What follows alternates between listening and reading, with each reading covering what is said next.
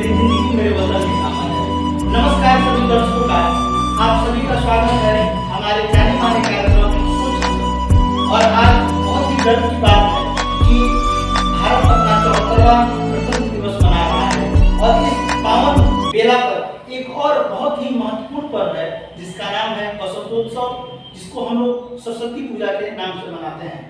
सभी दर्शकों को गणतंत्र दिवस की ढेर सारी शुभकामनाएं और सरस्वती पूजा की ढेर सारी बधाई। आज हमारी मेहमान है अनामिका, जो कि खेल के क्षेत्र में बहुत ही उम्दा इन्होंने प्रदर्शन किया है।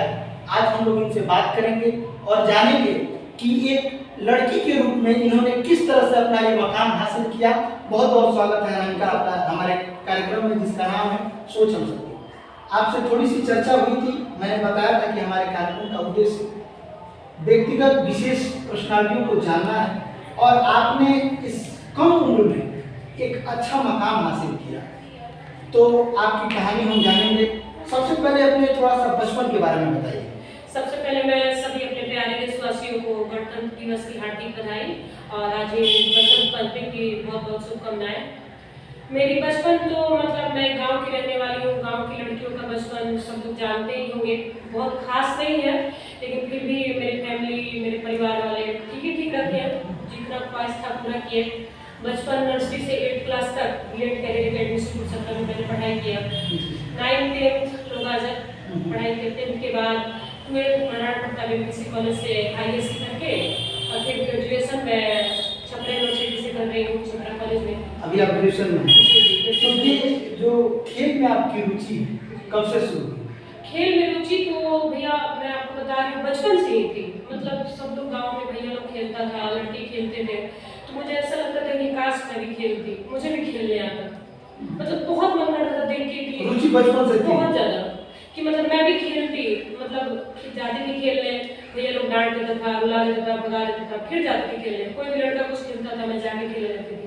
क्रिकेट हुआ, कबड्डी हुआ, बैडमिंटन हुआ, मतलब यही जो गाँव में खेल सकते, फुटबॉल हुआ। बहुत बड़ा चोट भी लग जाता था बचपन में, तो मम्मी पापा कहते थे कि लड़कियों भी खेलने चली जाती है, चोट लग जाता है, मत खेला कर। मम्मी पापा मना करते थे, फिर भी मैं मतलब चली जाती थी खेलने। लेकिन गांव में होने के नाते मैं कुछ अचीव नहीं कर पा रही थी, मैं कुछ कर नहीं पा रही थी। बहुत शौक था बचपन से कि मैं खेलूं, लेकिन गांव में उस तरह का कोई व्यवस्था नहीं था। कैसे शुरू हुआ खेल में, कैसे सफर मैं 12th क्लास में पढ़ रही थी, ये 2017-18 की बात है। तो मैं उस टाइम थी लुधियाना में, तो लुधियाना में थी तो यहाँ पे रवि सर का इंस्टीट्यूट चलता था, मार्गदर्शन इंस्टीट्यूट। उन्हीं के through Ravi sir game start करवाया, सिवान से आते थे सर, मनीष तिवारी सर, तो उन्हीं के द्वारा ये गेम स्टार्ट हुआ रवि सर के द्वारा। तो मुझे पता चला, मैं लुधियाना में थी तो कि मतलब गांव में कोई मैच हो रहा है। फिर मुझे वहाँ पता चला तो मैं बहुत एक्साइटेड हो गई कि अरे मेरे गाँव में कुछ गेम स्टार्ट हुआ है, मैं भी करूँगी, मैं भी करूँगी। मुझे ऐसा लगता था कि मैं दौड़ के आ जाऊँ, भागूँ, कब बुआ जी के पास की बार बोल रही बुआ मैं मुझे गाँव जाना है, गाँव जाना है।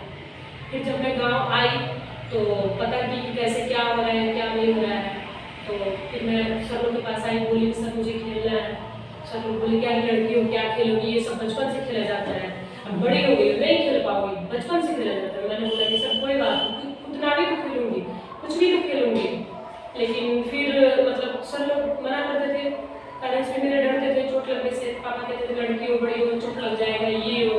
ये मतलब बात रहता था हर बात का जी, यहाँ आके फुल स्टॉप करता था कि लड़की हो कैसे खेलोगी, चोट लग जाएगा। गांव का माहौल है, बिल्कुल गांव में बहुत सारी प्रॉब्लम होती है लड़कियों को, अधिकांश लोग अच्छे नजर से नहीं देखते। संकीर्ण मानसिकता का जी हाँ। फिर तो मतलब फिर मैं फॉर्म लेके गई घर पे फॉर्म लेके गई सर्जरी के, तो पापा मेरे सिग्नेचर ही नहीं कर रहे, कह रहे नहीं चोट लगेगा। फिर मैंने 3 दिन तक खाना नहीं खाया, रोती रही कि नहीं पापा प्लीज सिग्नेचर कर दीजिए, चोट लगेगा। ये ग्रैपलिंग कुश्ती कैसे खेलते हैं ना, रेसलिंग कुश्ती, लेकिन ये कुश्ती से भी हार्ड है। कुश्ती में है कि लॉक चौक नहीं लगता है, लेकिन ग्रैपलिंग जो मैं खेलती हूँ उसमें लॉक अगर 3 सेकंड तक बंदा कंट्रोल नहीं किया तो हार्ट टूट जाता है, हड्डी टूट जाता है। तो बहुत रिस्क वाला गेम है। और वहाँ से कहानी आपकी शुरू होती है। जी, गेम की कहानी वहाँ से मेरी शुरू होती है। तो फिर पापा से सिग्नेचर किसी तरह रिक्वेस्ट करके मम्मी कह रही कर दीजिए, नहीं खाना खा रही कर दीजिए। पापा फिर बोले ठीक है सिग्नेचर करके रहो, लेकिन चोट लगेगा तो आगे खेलने नहीं जाना। मैंने ठीक है, जहाँ से मुझे चोट लग जाएगी मैं छोड़ दूँगी। तब क्या हुआ कि अपना सर के पास फॉर्म लाई, तो सर से मैंने बोली सर मुझे खेलना है, गेम करना है। तो सर सिवान से आ रहे थे, चैंपियन आर्ट स्पोर्ट क्लब के नाम से सिवान क्लब चलता है। मनीष सर आए तो मैं बोली सर मुझे खेलना है। दूसरे क्या खेलना है? हम बोली कि सर जो आपको मुझे खेलना है, तो मैं तो बहुत कुछ खिलाता हूँ, बहुत कुछ गेम कराता हूँ, क्या खेलना है? बोली सर मुझे पता नहीं है कि आप क्या खिलाते हैं, कैसे खेला जाता है, बस आप जो खिलाएंगे मैं वही खेलूँगी। बोली ठीक है, मैं तो अभी फिलहाल में ग्राफिंग सिखा रही हूँ, सीखी है। मुझे ठीक है।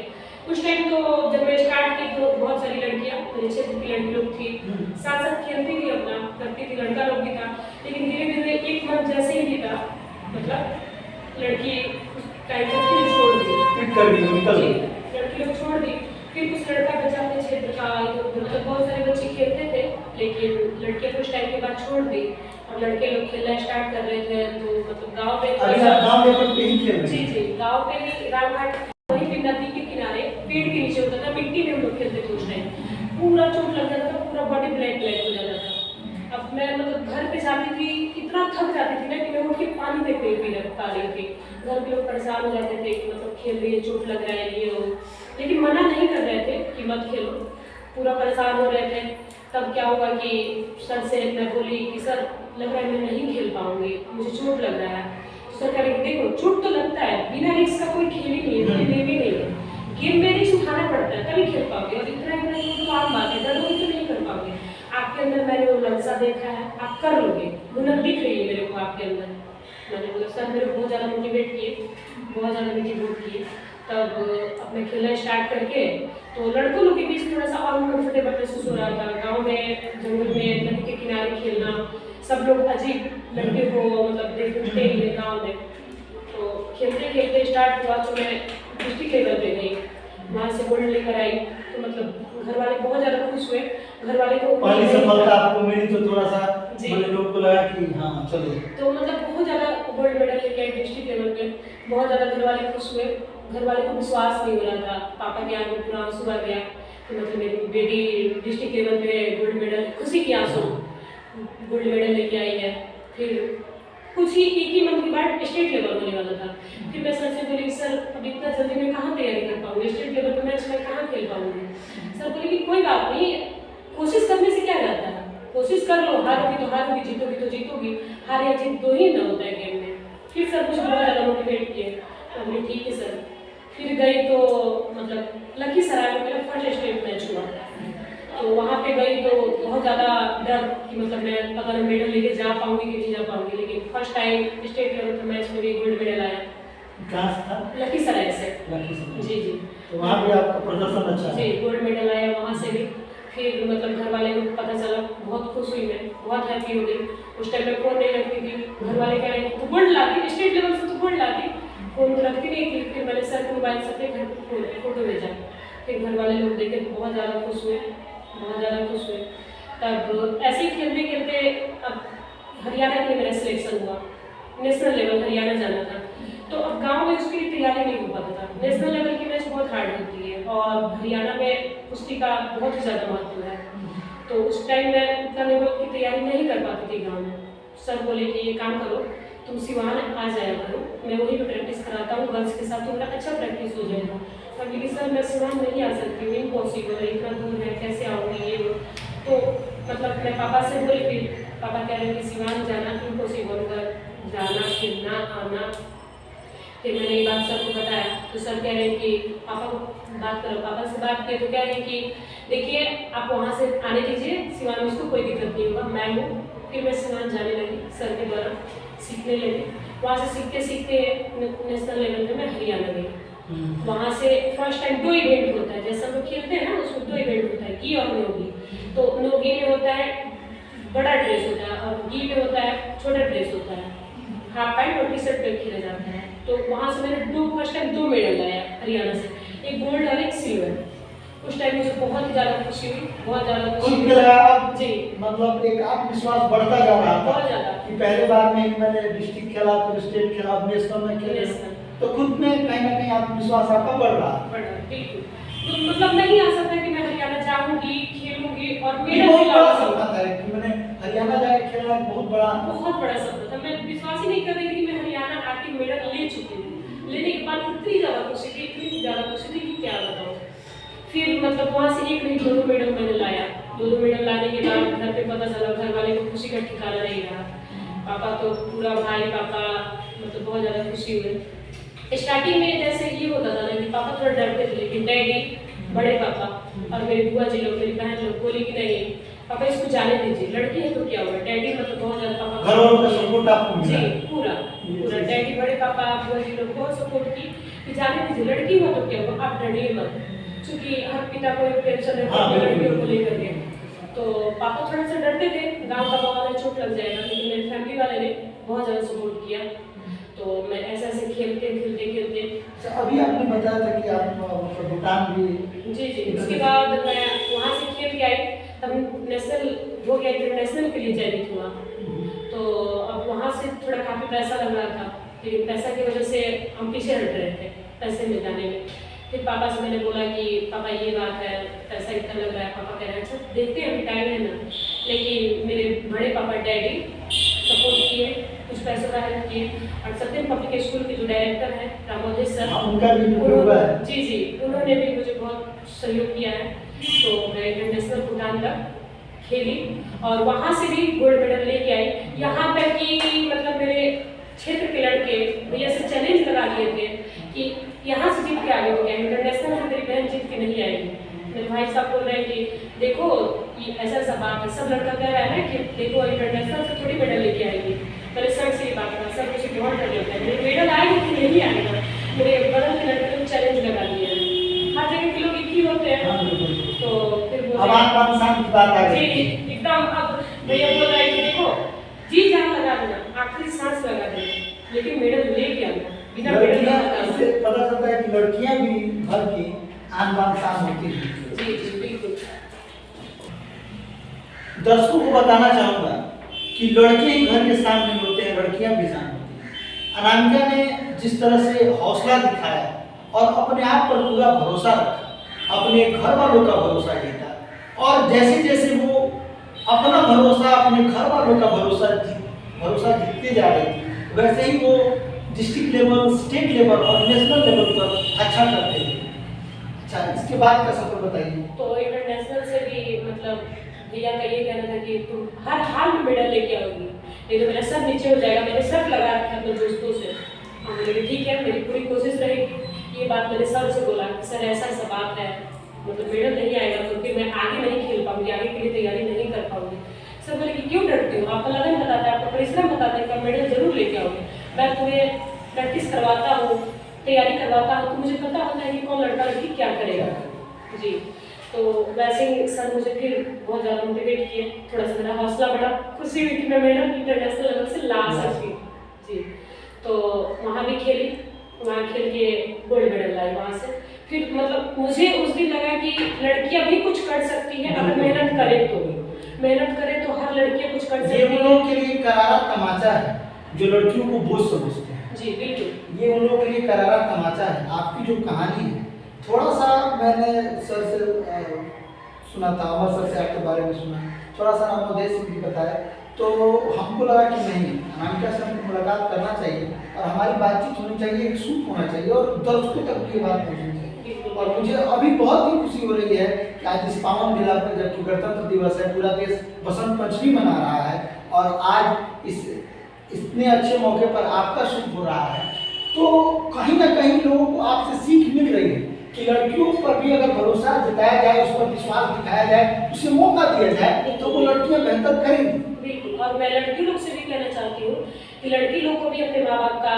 ध्यान रखना चाहिए और इज्जत का ख्याल रखना चाहिए, ताकि माँ बाप भी उनमें विश्वास दोनों तरफ से विश्वास जीतिए। आप मैंने अभी एक बात कहा कि जैसे जैसे आप लोगों का विश्वास जीतती गए, वैसे ही आप मेडल भी जीतती गए, district level, state level, national level पर। और आपने जो किया है ना, ये कम उम्र में आपका जो अचीवमेंट है, ये बहुत लोगों के लिए सीख है। विश्वास, लोग कहते हैं ना बोलचाल की भाषा में कि विश्वास बहुत बड़ा चीज है, तो वाकई विश्वास बड़ा चीज है। आस्था और विश्वास को पत्थर को भगवान समझ के पूछते हैं, वो विश्वासी तो है जो पत्थर को भगवान बना देता है। जी। तो आपने लोगों का विश्वास जीता कैसे? आपने कहा कि जब मैं हरियाणा गई और हरियाणा जीती तो मुझे लगा कि मैं किसी मकाम पे पहुंच चुकी हूँ, अब अपने आप पर भी मुझे यकीन होने लगा कि मैं कुछ कर सकती हूँ। आत्मविश्वास आपका कहीं ना कहीं बढ़ा। तो अभी आप क्या कर रही हैं? अभी और मैं मतलब एक अपने लड़कियों को, अपने समाज, अपने भारत देश की लड़कियों को कहना चाहती हूँ। वो अंत में होता है। अभी आप क्या कर रहे हैं? वो मैं आपसे पूछूंगा।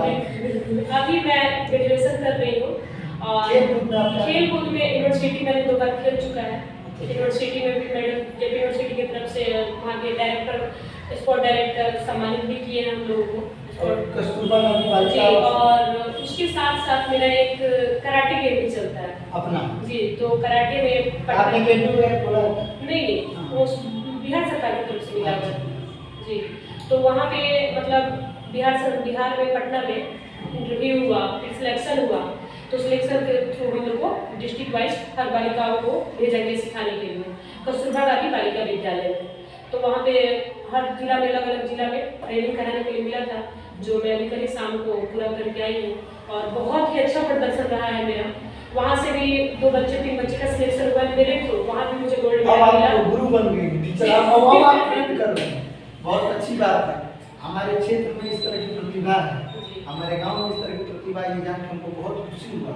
और आप, मैं बता दूं, इस कार्यक्रम का शायद 6वां या 7वां एपिसोड है।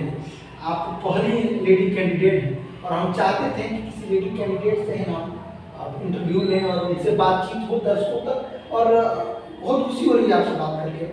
आपका ज़्यादा वक्त नहीं लूँगा, अंतिम प्रश्न आपसे करूँगा कि आज का जो दौर है, आज का जो माहौल है, अब तो आप लगभग 5-7 साल से आप खेल रही हैं, तो आज की लड़कियों को, आज का जो जनरेशन है उसको आप क्या सीख देंगे और आपका क्या उद्देश्य बाकी है? उद्देश्य मेरा है कि मैं और आगे खेलूं, इंटरनेशनल तो खेल चुकी हूँ, वर्ल्ड भूटान आपको गई थी? भूटान में 2019 में गई थी। 19 में जी। तो वहाँ भी आप जीत के आए? गोल्ड मेडल लेके आई हूँ वहाँ से, भूटान से। ये तो बहुत बड़ा अचीवमेंट है, बहुत बड़ा। तो आगे मेरी तैयारी है कि मैं वर्ल्ड ओलंपिक करूँ, खेलूँ, वहाँ से गोल्ड मेडल अपने भारत देश के लिए लाऊं। खेलने का मतलब आपको है? शौक है, ये सपना है आपका? जी। और एक शौक है कि मैं फौजी बनूं, डिफेंस लाइन में जाऊं, ये भी एक शौक जी, मैं भारत देश का सेवा कर सकूं, अपने देश, मतलब जीना है तो अपने देश के लिए, देश सेवा। बिल्कुल अपने देश से बहुत मुझे लगाव है, बहुत प्यार करती हूँ अपने देश से। बिल्कुल, ये जज्बा होना चाहिए। आज तो पावन बेला ही आपने दिल की बात भी कह दी। आज का जो जनरेशन, उसको आप क्या सीख देना चाहेंगे? आज की जनरेशन की लड़की को हम यही सीख देना चाहते हैं, वैसे तो हर माँ बाप आजकल मतलब कर रहे हैं कि हमारी लड़की कुछ करे, हमारे बच्चे कुछ करें, लेकिन उस पेरेंट्स से भी कहना चाहती हूँ कि अगर आप अपनी लड़की को रोकते हैं कि मतलब ना कुछ करे, तो उनसे मेरी निवेदन है कि एक बार लड़की को छोड़ के देखिए, वो जरूर करेगी, उसके अंदर जज्बा होगा, करने की हिम्मत होगी तो जरूर करेगी। कहीं ना कहीं विश्वास आपको जताना पड़ेगा। बिल्कुल, और बिना रिस्क लिए, बिना विश्वास किए एक लड़की कुछ नहीं कर पाएगी। कैसे आपने जब अचीवमेंट आपने प्राप्त किया तो आपके घर वालों से लोग चैलेंज लगाने लगे, तो आम बात शाम वाली बात हो गई ना कि अरे भैया, मैं आपको बता रही हूँ, मैंने बहुत सारा परेशानी झेला है। गाँव में एक लड़की को गाँव के माहौल में निकलना आगे बहुत टॉप है, बहुत टॉप है, क्या बताऊँ, बहुत सारी परेशानियाँ मैंने झेला। सबकी बातें सुनना, सबकी ताना सुनना, मतलब गलत निगाहों से देखना, लड़कों लोग के बीच में खेलना, सब कहते थे यार लड़कों के बीच में खेलती है, गाँव वाले को पता ही है, बहुत सारा मैंने कंजर्वेटिव माइंडेड लोग होते हैं जी, अभी भी हैं जी। लेकिन आपने उन चीजों को फेस किया और वो उसके बदले आपको मेडल मिलते थे। बिल्कुल, लेकिन जैसे ही मेरे मेडल आने स्टार्ट किए, सबके फेस पे मतलब हो गया कि ये लड़का, और लोग का नजरिया भी बदल गया। जो लोग आपको ताना मारते थे वो दुआ सलाम करने लगे। बिल्कुल, तो वही कहा जाता है कि अगर आप कुछ करना चाहेंगे ना तो 10 लोग पैर खींचे रखने वाले मिलेंगे, और जब आप बेहतर करेंगे तो आपके सपोर्ट में मिलेंगे और कहने लगे कि यार मुझे पता था वो लड़की कुछ करेगी। जो लोग कहता था कि नहीं करेगी, वही लोग कल करने लगेगा। आपका खुद का यकीन आपको इतना ऊपर तक ले। बिल्कुल, बहुत अच्छा लगा आपसे बात करके। दर्शकों का बहुत बहुत धन्यवाद। आज हमको ये सुन करके बहुत ही खुशी हो रही है कि अनामिका जैसी कैंडिडेट आज हमारे सामने हैं, हमारे क्षेत्र की हैं और इन्होंने खेल में बहुत ही उम्दा प्रदर्शन किया है, विदेशों तक इन्होंने अपना परचम लहराया है। लड़कियों के लिए विशेष संदेश है कि वो अपना यकीन और विश्वास बरकरार रखें। आप खुद पर विश्वास रखिएगा तो आपको मंजिल जरूर मिलेगी। दर्शकों का बहुत बहुत धन्यवाद और हमें आज्ञा दीजिए, अगले एपिसोड में हम लोग फिर मिलेंगे। मैं लड़कियों के लिए लास्ट टाइम कुछ कहना चाहती हूँ। जरूर जरूर कहिए। हर लड़की कुछ कर सकती है अगर उसके मन में विश्वास हो, शौक हो। तो मैं 2 लाइन कहना चाहती हूँ। नारी नहीं किसी के सपनों की कहानी, नारी नहीं किसी के सपनों की कहानी, हम अपने हिस्से की लड़ाई खुद ही लड़ लेंगे, अभी जिंदा है हमसे झांसी की रानी। ये हम कहना चाहेंगे लड़कियों के लिए। और एक, ना तकलीफें ना संघर्ष से तो क्या मजा है जीने में, ना तकलीफें ना संघर्ष से तो क्या मजा है जीने में, तूफान भी थम जाएगा और लक्ष्य रहेगा सीने में। बहुत अच्छा, बहुत धन्यवाद आपका। आपने कार्यक्रम को चार चांद लगा दिया है हमका।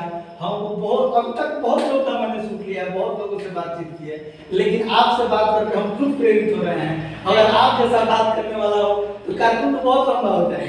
चलिए, बहुत बहुत धन्यवाद। दर्शकों से अनुरोध है कि हमारे कार्यक्रम को ऐसे ही प्यार दुलार देते रहें। नमस्कार।